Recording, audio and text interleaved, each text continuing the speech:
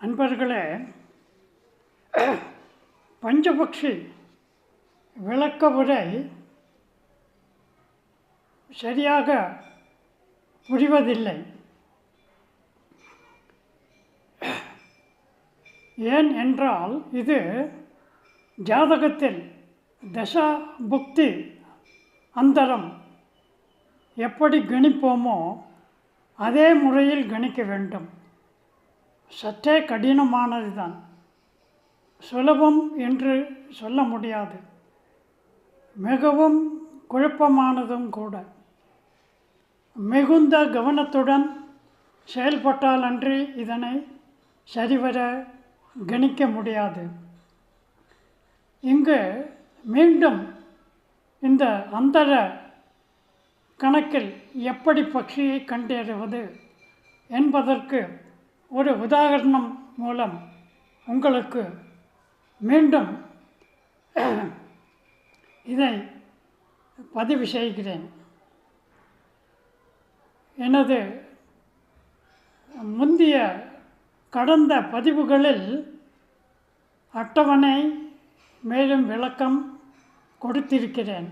இதை ரூபகம் தமிழ் என்று சேனல் பெயர்.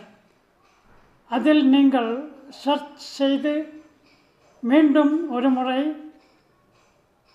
பார்த்து கொள்ள வேண்டும் என்று உங்களை பணிவுடன் கேட்டுக்கொண்டு இதை தொடர்கிறேன்.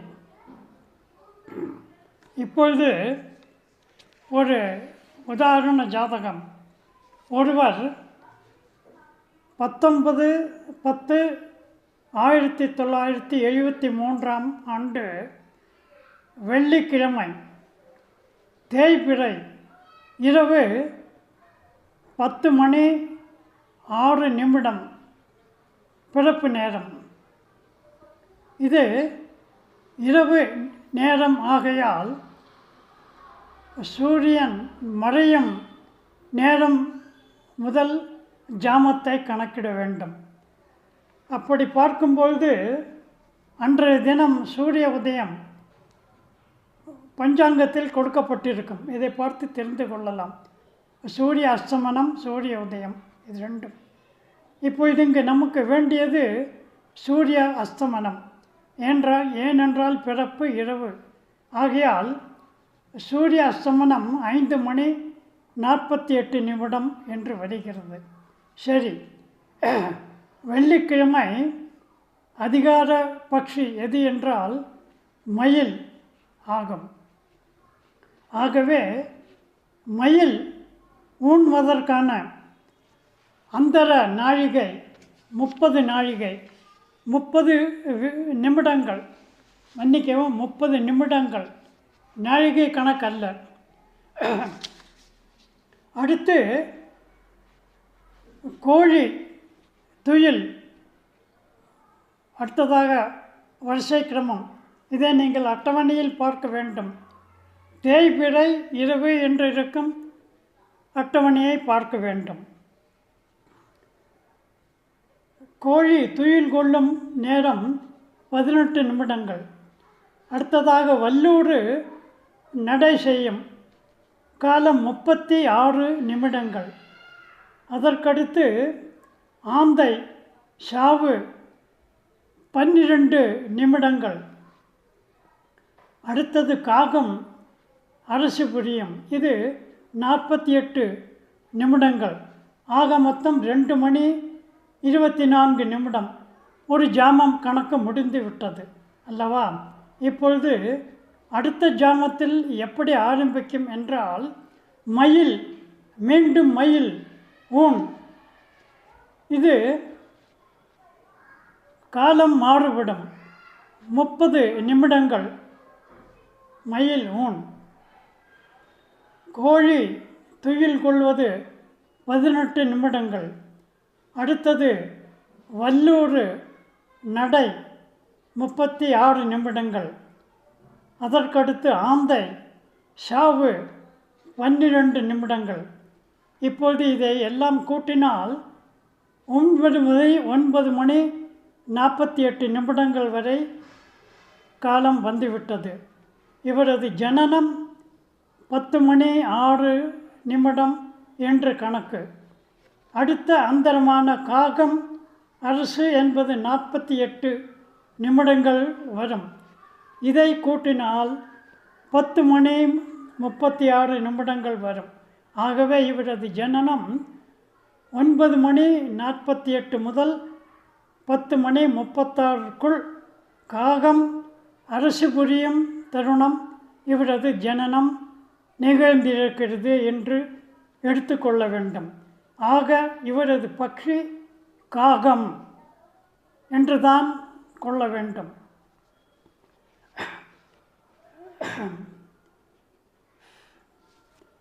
பிறந்த நேரம் மாறுபட்டால் இதேபோல்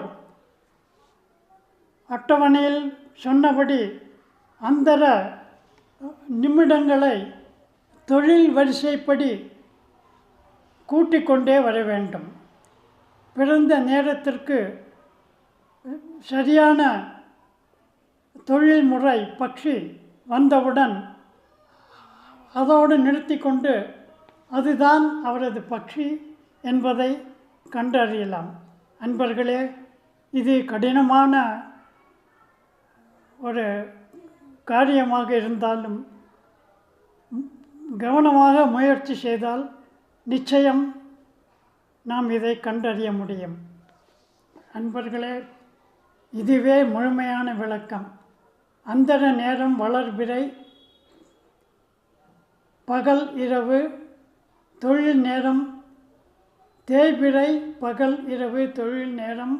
இவற்றினை அட்டவணையை கவனமாக பார்த்து உங்களது பிறப்பு தேய்பிறையா வளர்பிறையா பகலா இரவா என்பதற்கான அட்டவணையை மட்டும் தனியாக எடுத்து ஒரு பேப்பரில் எழுதி வைத்துக்கொண்டு இதில் சொல்லியிருக்கும் பிரகாரம் நீங்கள் கடைப்பிடிக்க வேண்டும் என்று உங்களை அன்புடன் கேட்டுக்கொள்கிறேன்.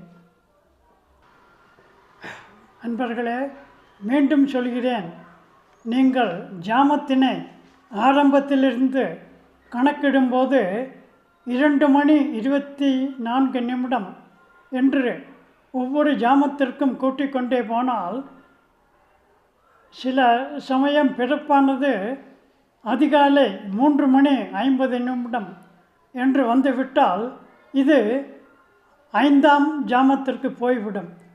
அப்பொழுது உங்களுக்கு 5ஆம் ஜாமத்தின் ஆரம்ப கட்டம் எப்படி கணிப்பது என்று தெரியாமல் தவறுதலாக போய்விடலாம்.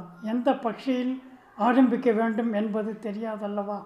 அதற்காகவே இந்த அந்தர நாழிகைகளை கூட்டிக்கொண்டே போனால் உங்களுக்கு எளிதாக கணக்கிட முடியும் என்பதற்காகவே இதை இங்கு அந்தர நாழிகை மூலம் ஓரொரு ஜாமத்திற்கும் கூட்டிக்கொண்டே வருகிறேன்.